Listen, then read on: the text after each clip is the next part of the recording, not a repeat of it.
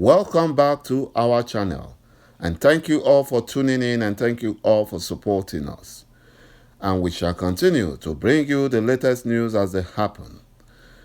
But if you are new to this channel, please encourage us by subscribing to the channel. My brothers and my sisters, the Fulani Nigerian government is getting very frustrated because of their inability to record any tangible success in their ongoing genocide in the southeast region of Biafra land due to the heavy resistance that they are encountering from IPOB and Eastern Security Network. Out of this frustration, they have resolved to forget and jettison human rights and use the same tactics and approach that the Nigerian army used against the Shia Muslim some years back. My brothers and my sisters, the international human rights organizations and the local human rights organizations have all reported Nigeria to the superpowers of the world. They have reported Nigeria to the world powers of the world and to the International Criminal Court at The Hague. The Human Rights Writers Association of Nigeria, HARIWA, has written to the American President Joe Biden, Congress, and the Prime Ministers of the United Kingdom, Canada, and Australia, reporting Nigeria to them about their genocide that they are currently doing in Biafra land. They have asked these nations, these world powers, to act fast and stop the Fulani Nigerian government in the genocide being committed by the terrorist Nigerian army and security forces in Biafra land. Harua also said that a Fulani governor would never do what Serikin Fulani of Imo State, Hope Uzodinma, and other Biafran governors are doing to Biafrans. Harua have advised Serikin Fulani of Imo State, Hope Uzodinma, to stop the illegal execution of Biafran youths by the terrorist Nigerian army and police in Imo State. Harua always also warned the chief of army staff, the governors in Biafra land, and the Fulani Nigerian government to stop the genocide being masterminded by the armed soldiers who are mostly persons of non-Igbo speaking states, to stop shooting on sight order given to them by the wicked Fulani Nigerian government, which have led to the killings of many Igbo youths in Biafra land. The Human Rights Organization has also written to the International Criminal Court in The Hague to inform them about the genocide going on in Biafra land by the Nigerian Fulani government, and those responsible will not go unpunished. They must face the consequence, and they must be brought to book to face their criminal charges in The Hague. The Human Rights Organization warned the Fulani Nigerian government that their shoot as on sight order is illegal and unconstitutional, and that the order has led to the killings of many Igbo youths in Biafra land, while the terrorist Fulani bandits are roaming around northern and middle belt regions of Nigeria, causing a lot of atrocities, killing people and overrunning them without any consequence. The Pan-Yoruba group Afenifere has described the shoot-on-sight order given to the terrorist Nigerian security agencies in Biafra land by the criminal Nigerian Fulani government as evil, illegal, and unconstitutional. According to Afenifere, they have warned the Fulani Nigerian government that the action they are currently taking, which is a shoot on sight and militarizing the Biafran land, will further threaten the unity of the zoo called Nigeria and rupture the peace in the zoo. You know, there can never be peace in the zoo as long as they are keeping Biafra, as long as they are preventing Biafra to go. There can never be peace. All what Biafrans are asking for is a referendum. Give us referendum. We don't want unity in the zoo. We don't want peace in the zoo. We want to be on our own. We want to be on our own.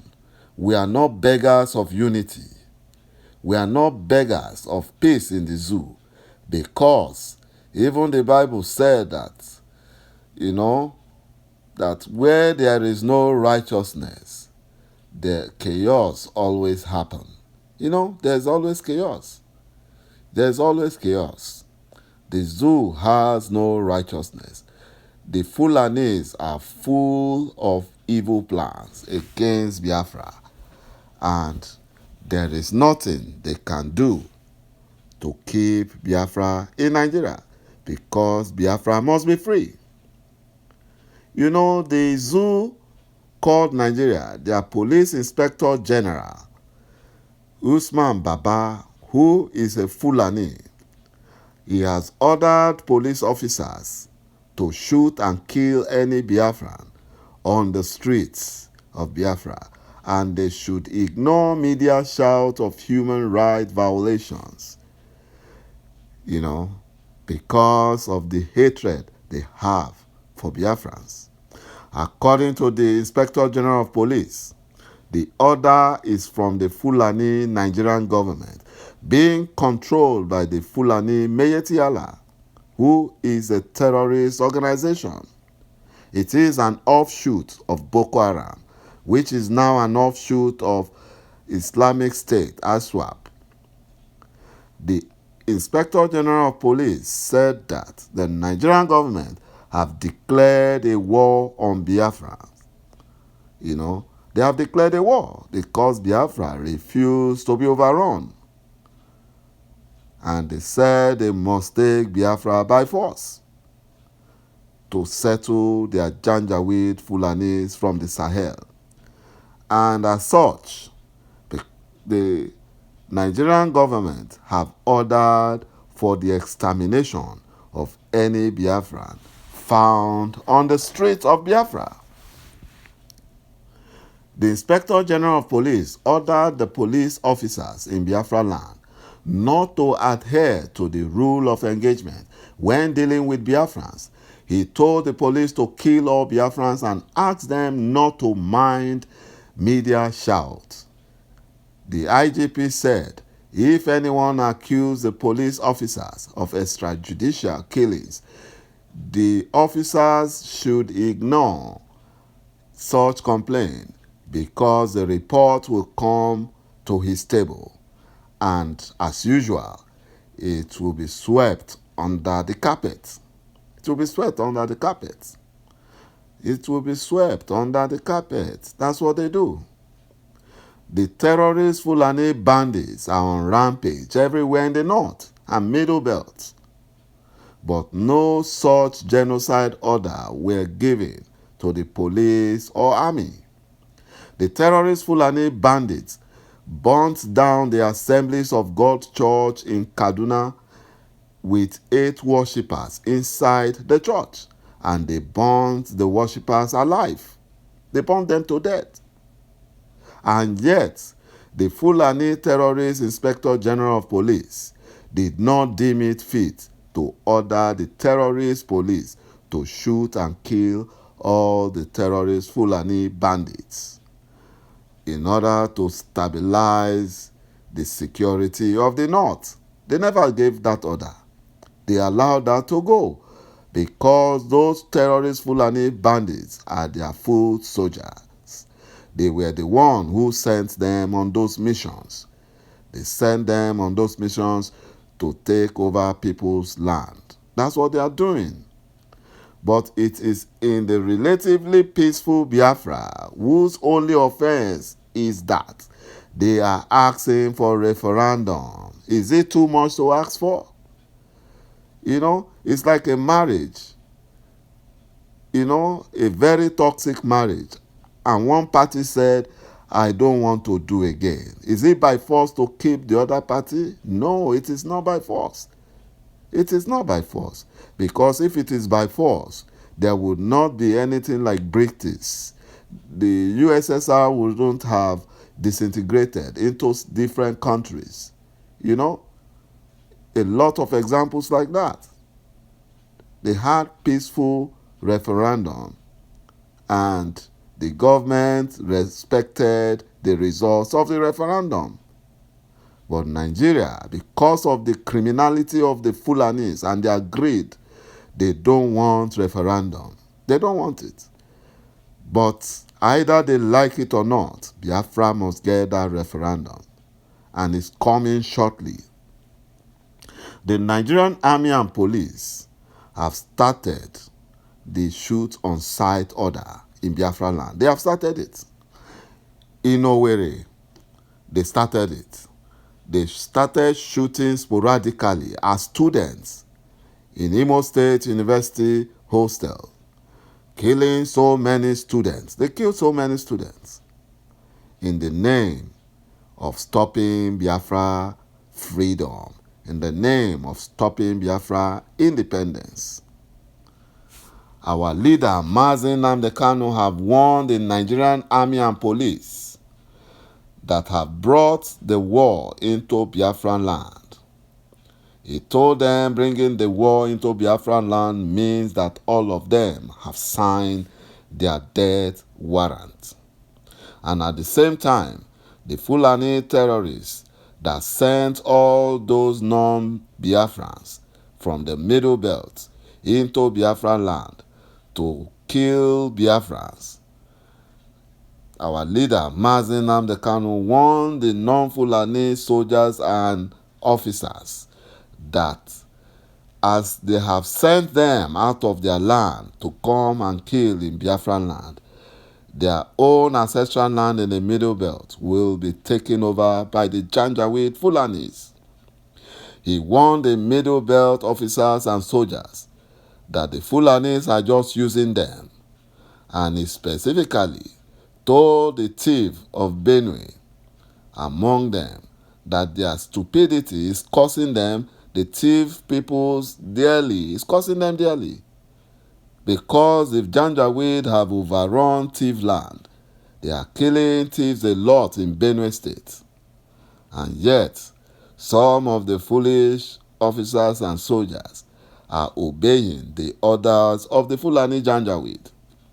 Mazi Nnamdi Kanu asked the thief officers to go back to their ancestral land. Go back and form a version of Eastern Security Network and use that to defend the land of the TV people in Benue State. He also told other non-Fulani tribes to do the same, because the Janjaweed have a plan. Because when they defend their land against the Janjaweed terrorists, their Fulanization agenda will never be achieved, and they will all be sent back to the foothills of the Futajalon, where they came from. The terrorist Nigerian Inspector General of Police is the one who ordered the arrest of 3 OPC members in Oyo State some months back. He ordered. What were these 3 OPC officers' offenses?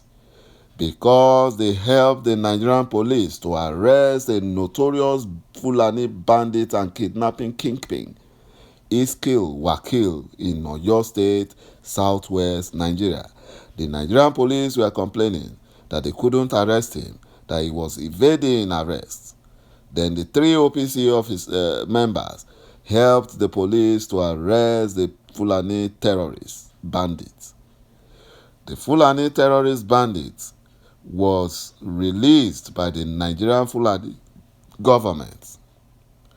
They lied to the whole world and claimed that he was too frail to be a terrorist leader and has health issue, that his health was failing him.